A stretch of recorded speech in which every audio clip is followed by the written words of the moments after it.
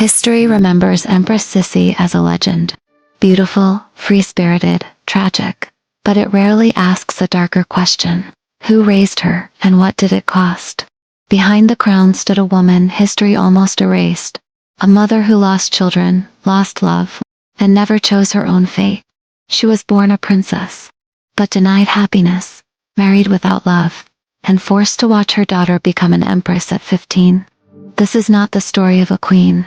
This is the story of the woman who held a broken dynasty together, while silently falling apart.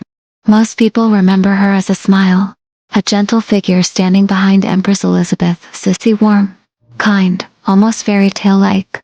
But the real Duchess Ludovika of Bavaria was not a fairy tale mother.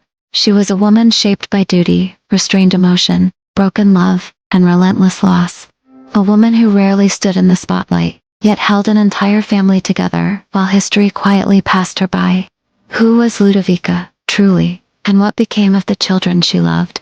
Not as symbols, but as human beings. Ludovika Wilhelmine was born in 1808, a princess of Bavaria. Her father was King Maximilian I Joseph. Her mother, Queen Caroline of Baden. From the very beginning, her life belonged not to herself but to expectation. As a child, Ludovika did not run freely. She learned posture before play, ceremony before laughter. At just 4 years old, she already performed at court events, standing straight, speaking clearly, never forgetting her role. She grew up surrounded by power. A brother who would become King Ludwig of Bavaria. A sister, Sophie, who would one day give birth to Emperor Franz Joseph I of Austria. And yet, Ludovika herself was never the center. She was the quiet one, observant, serious, reserved. A daughter raised to serve the family, not to shine within it. In 1824, Ludovika traveled to Vienna for her sister Sophie's wedding. There, she met a man who would remain the great what-if of her life. Dom Miguel of Bragança, a Portuguese prince in exile. Charismatic, passionate, determined. Between them grew something rare at court, genuine affection. Years later, Ludovika would confide to her niece, "I was his first love." Miguel asked for her hand, but her father refused. Miguel was dangerous, politically unstable, involved in rebellion against his own family. Too unpredictable, too risky. Her mother, Caroline, understood the cost of refusing love, but the decision was not Ludovika's to make. Miguel left. 4 years passed. Then, suddenly, he returned, no longer a prince, but King of Portugal.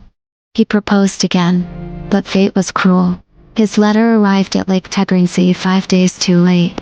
Ludovika had already married another man. Her family never told her the proposal had come. The man she married was Duke Maximilian of Bavaria. Handsome, talented, a lover of music, freedom, and excess. They looked perfect together. They were anything but. Ludovika was disciplined, devoted, orderly. Max was restless, impulsive, uninterested in courtly rules.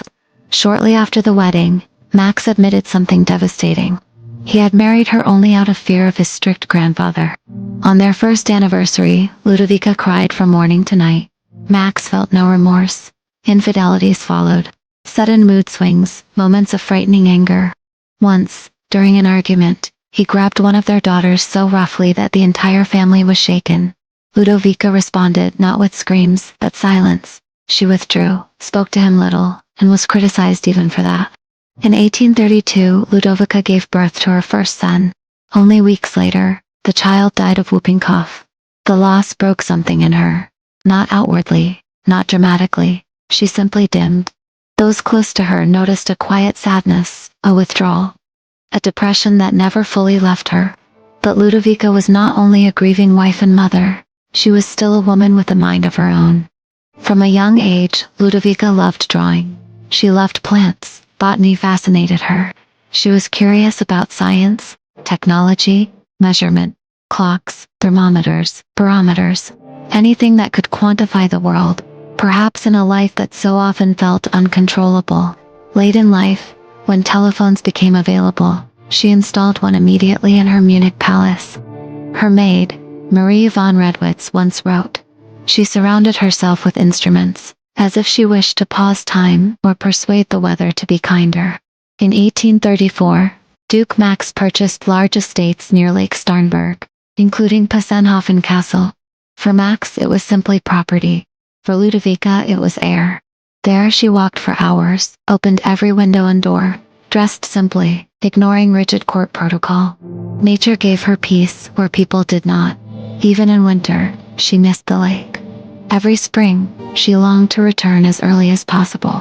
Ludovika bore 10 children. One suffocated at birth. Another was lost during pregnancy. 9 grew up. She loved naming them and giving them affectionate nicknames. Elisabeth became Sisi Matilda, Spat's little sparrow. Others found this improper. Ludovika only smiled. She never ruled, never reigned. Yet she became the emotional center of a complex, often troubled family. In 1853, Ludovika traveled with her daughters Helene and Elisabeth to Bad Ischl. The expectation was clear. Emperor Franz Joseph would choose Helene. He did not.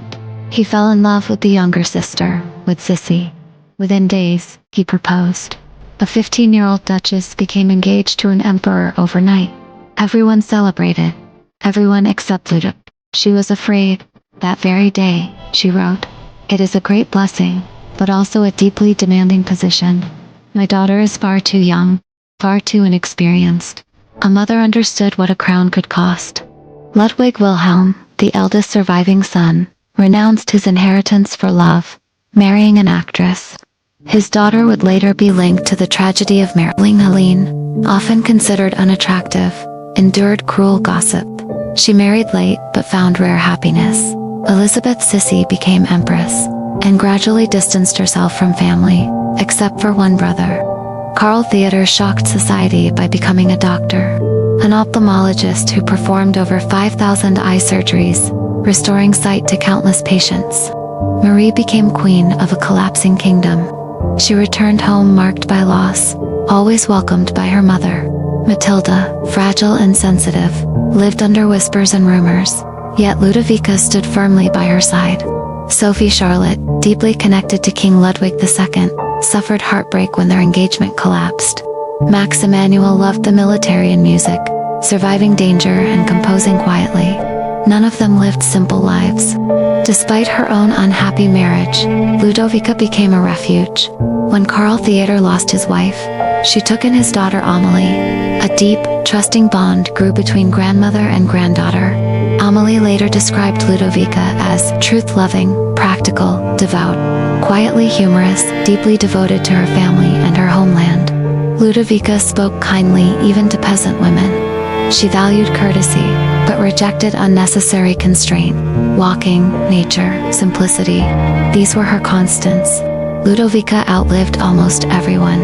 Her siblings, her husband Max, her eldest daughter Helene, even several grandchildren. In 1889, the suicide of Crown Prince Rudolf shattered the family once more. On January 26, 1892, Ludovika died in Munich at the age of 83. A lady-in-waiting wrote, "This was not the death of an old woman, but the loss of the bond that had held this family together for decades." Duchess Ludovika of Bavaria was not glamorous.